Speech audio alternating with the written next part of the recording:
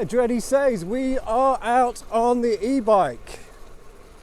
SP20 by basis. No information out on these at all.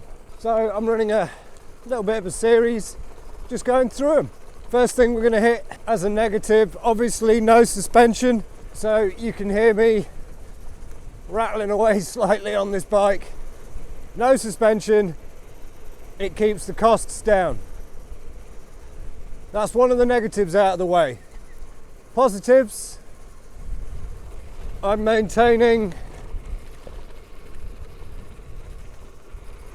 about 25 kilometers an hour, which is pretty much its top speed, doing very little work.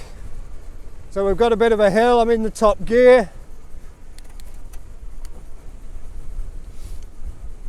And I'm still doing almost nothing. Got another couple of gears there, look. So there is no effort going in there at all. If I was to turn this off,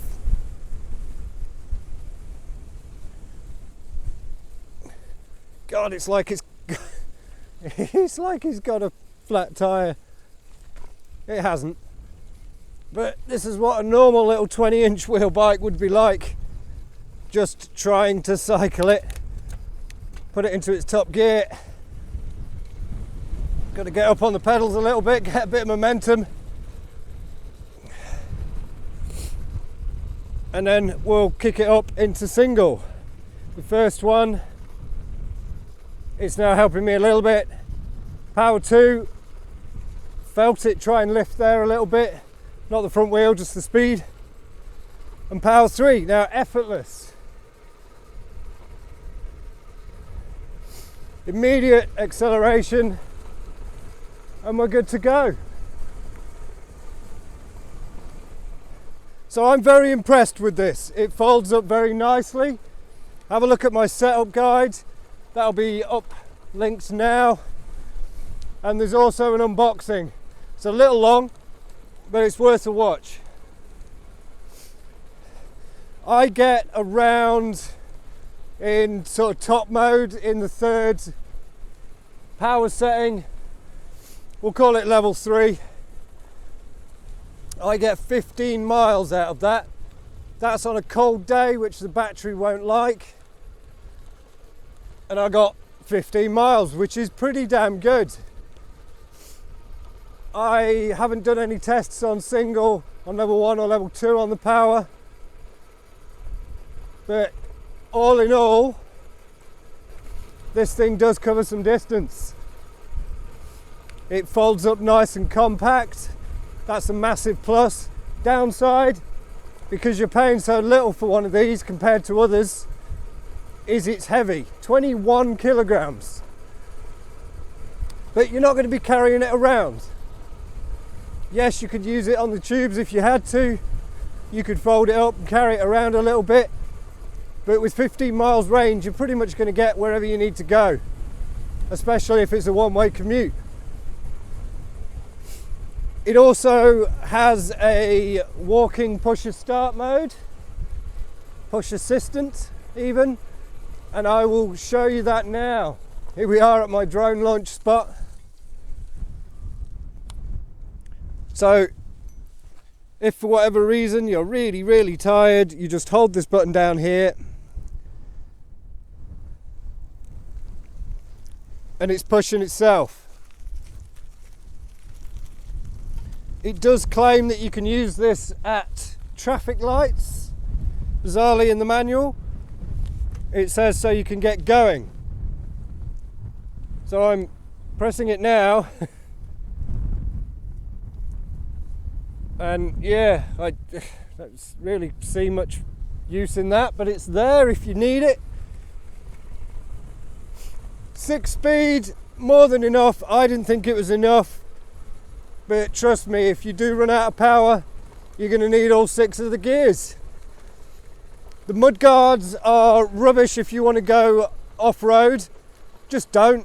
There's only a tiny little bit of clearance, so your wheels will get chogged up and it's not good for the motors.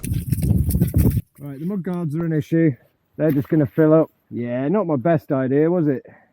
Oh, this is going to be a problem now. What about the rear wheel? Rear wheel's slightly better. No, that's clogged up now as well. 21 kilogram carry. And it's certainly not good for the battery. I halved the battery because it was having to do a lot more work. Don't make it any harder than you have to.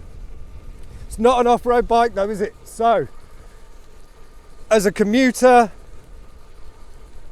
as something to put in a camper van as well, that's the reason we got this. And we will be getting another one. It'll fold up nice and small in the camper van, and you're good to go.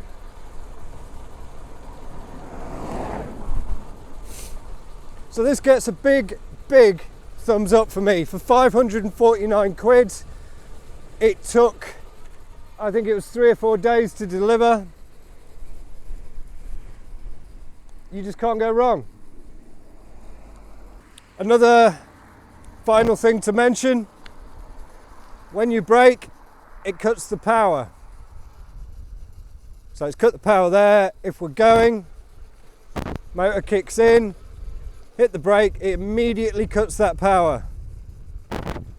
That's a safety feature built in to the ECU or the computer that's on board. Well, just sort of rabbiting now, aren't I? So, one final point, when you're going up steep hills, the power does drop a bar, sometimes 2, but then when you get back onto flat, it will give you a true reading. Charge time is 5 hours. It says 2 to 3, but it took 5 hours for the light to go off, so it was fully charged. But maybe that was because it is charged after 2 or 3 hours, and then it just maintains it for a little bit, then turns off. With the battery, I have noticed that I haven't used this for a week. Just done 5k whilst just filming this now. Easily done, and I'm not out of breath. Oh, an important side note, I've just cut in here. It's going to be a little out of sequence. The kickstand is pretty naff. Tiny little foot. I've had it blow over in the wind. So just be careful of that, just be aware. Luggage rack. These straps are pretty good. That's a pretty handy little feature. So yeah, +1 for that as well. So what was I saying? The battery charge, yeah. So I hadn't used it for a week, and when I started out, it did say it was on 3 bars. It's gone up to 4 now. So, you know, make sure you keep maintaining your battery and keeping it charged.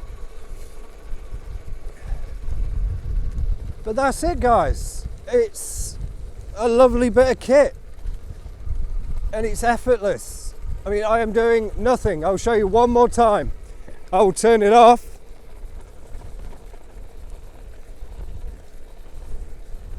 And already, look.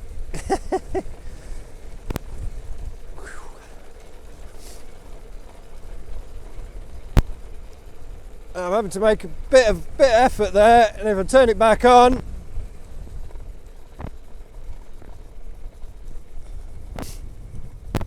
does it let me turn it on when I'm pedaling?